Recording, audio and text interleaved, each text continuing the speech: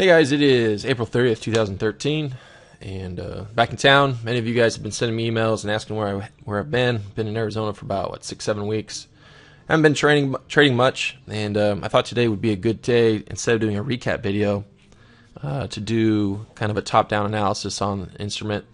And typically this is what I do on a daily basis. Today is going to be a little bit more in depth, since I haven't done it in several weeks. Haven't been really trading all that much.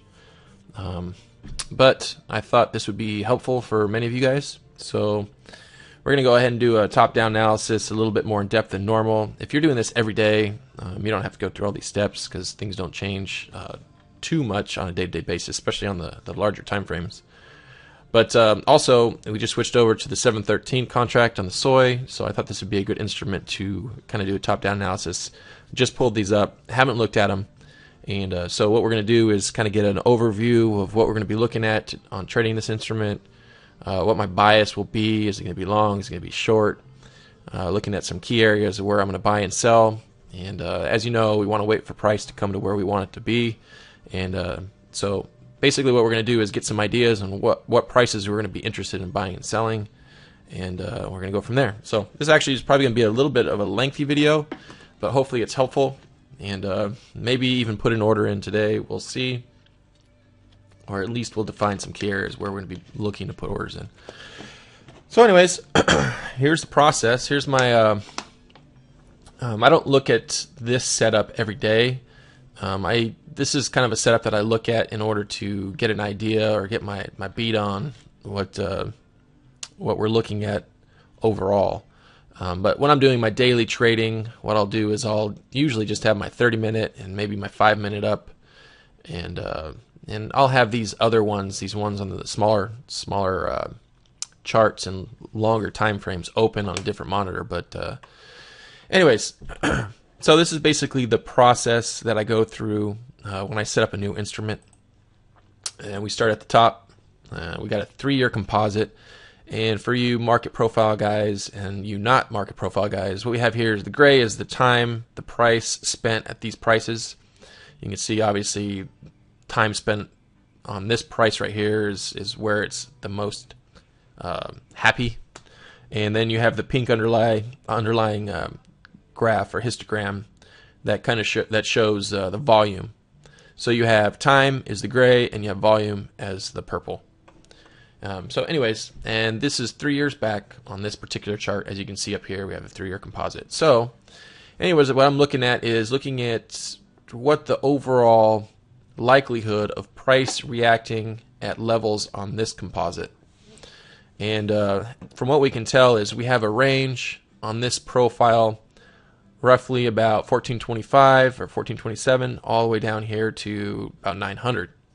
And in auction theory, it's happy sitting at the price 1242. So based on this, we're going to get a reaction at these 2 points here, and it's going to find its comfort zone here in the middle. So what is price most likely to do in this scenario? Most likely it's going to come back here to this price 1250. Obviously we don't know. We need to look at a lot of other things to know for sure. But in general, what I'm going to do is I'm going to basically give this chart a bias to be looking short. So what I'm going to do, we can draw trend lines and all that kind of stuff, but that would just take a little bit too much time. So I'm just going to draw an arrow here. So I know graphically, just looking at the charts, that we're going to be wanting to go short. So got a little blue arrow on there. We could draw trend lines from here to here, and but on this long of a time frame, it's not as relevant. So anyways, so as you can see here, I got a bias on the weekly 3-year composite going short. So let's go down to the daily. Let's see what we got here. On the 1-year composite, we're looking at, it's pretty neutral right now. It's kind of right here in the middle of the profile. Really don't know which way it's going to go. So that one's easy. I'll just leave that one blank. Let's go down to the 4-hour chart. And this one is 90-day composite. So we're just looking at the last 90 days on the 4-hour. And I got those green boxes that just basically represents a day. Kind of just makes it nice to see the price reaction in a day. It gives you kind of highs and lows just visually. And this is kind of the same as the last one. We have is obviously the control, the happy zone, what I like to call it, and we're right at the top of that range. I would say that more than likely this one is going to be a short, but more than short, I would say it's neutral. So we're going to leave this one blank too. It really doesn't give us a lot of info. Let's pull up 20 days back. Now this one gives us some good information. We can see we have the range, the same prices as before, or not the same prices. I take that back. 1372 and 1341. The control line's way down here. We had a nice little spike up yesterday, and I would expect, based on just this price action here and the profile, it's really thin up here. If we see price come down to here in this thin area, it's probably just going to drop right back down to this upper end of the profile and possibly down to the center. So this one is definitely a bias short based on the profile and the volume. So I'm just going to go ahead and draw a little down arrow there.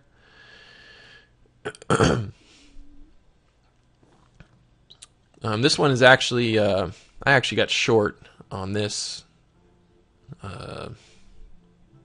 yesterday, about here. Took a little bit of heat overnight, and then I closed it out for, I don't know, 4 or 5 points earlier today. Anyways, so let's go ahead and get this one down. Okay, let's look at the 10-day back profile, see what that one has to say. Again, we're looking at a really good short opportunity here. We have the profile sick here. We have basically a B-shaped profile. So we had price move up fast. Didn't spend a lot of time testing price in this area. It's been sitting up here at the 1400 to 1425 area for some time. And chances are it's going to come back and test all these prices in between. So we definitely have a short bias on this one. So let's go ahead and draw an arrow here.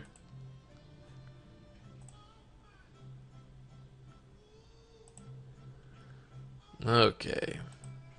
And I'm just doing the arrows for you guys. I don't necessarily draw an arrow. I mean, it's pretty easy to tell.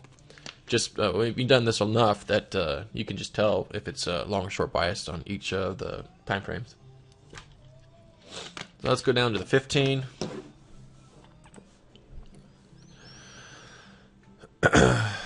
Same story here. We're above the range on the profile. We have another B-shaped profile here. We got price on this lower time frame that needs to be checked out. And so this is an obvious short opportunity also. So I don't know if you guys can tell yet, but the overall bias for soy on this contract is going to be short. Pretty obvious. Okay, and then we have the 30-minute. I use this more or less when I'm in a trade. But, I mean, it tells the same story as the last two profiles that we looked at. We have a nice B-shaped profile here. Price has been sitting here since the overnight.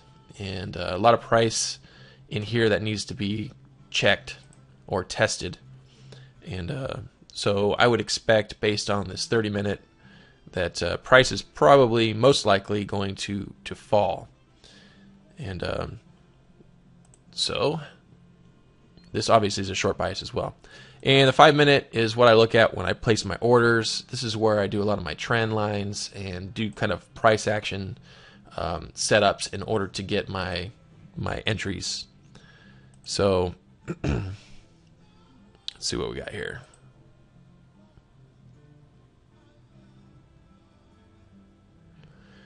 Let's see.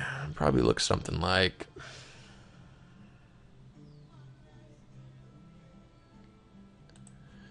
It's kind of the trend we're following today. So now what we're going to be looking for is a confluence of all of these. Not very many instruments are going to be as simple as this. You can tell that we have on all these different time frames the same bias. So we're looking at the 5-day back, we got a short bias. On the 10-day back profile, we got a short bias. Same on the 60-minute, the 4-hour, and the daily are neutral. But more, if you had to choose, they're obviously on the upper end. They're both above the VPOC on both of those profiles. So we got a short bias there, and then obviously on the weekly and the 3-year composite, we got a short bias as well. So everything is in confluence there. So at this point in time, we're going to be looking for opportunities to short based on trends and support and resistance areas. So one of the ones that I like to use most to define support and resistance areas is the 4-hour.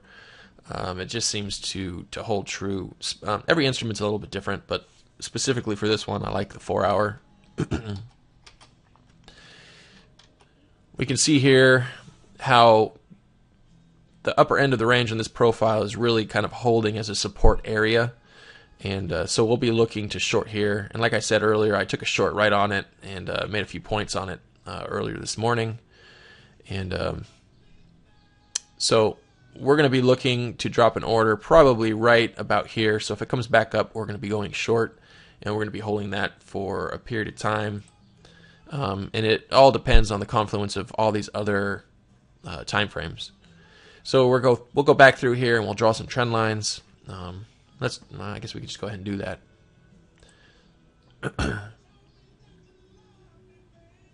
It's really okay. Let's just go ahead and do it.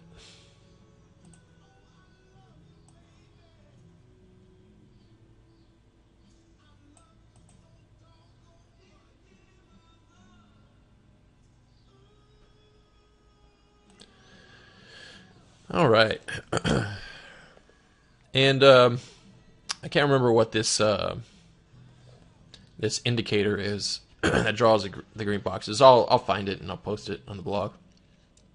But it's really helpful to give you the highs and lows for the day, and you can set that up to be intraday or 24 hours or however you want to set that up. But I basically have it for a 24-hour period.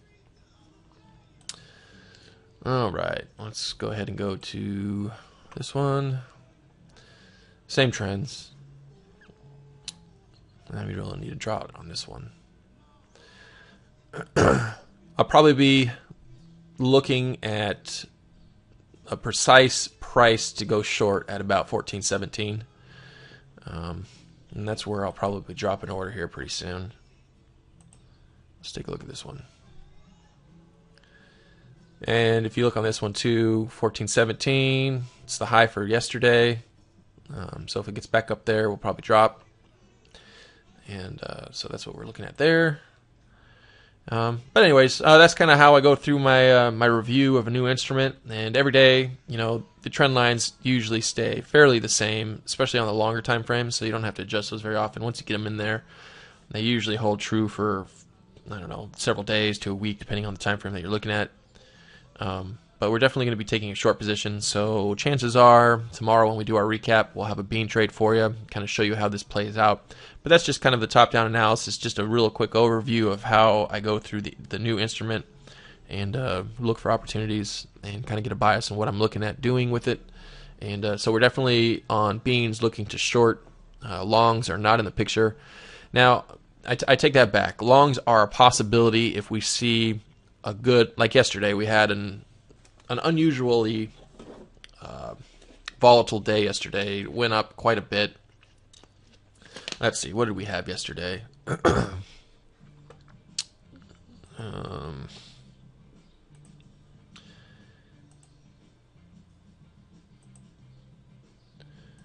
Yesterday we had about a 50-point swing, which is a lot.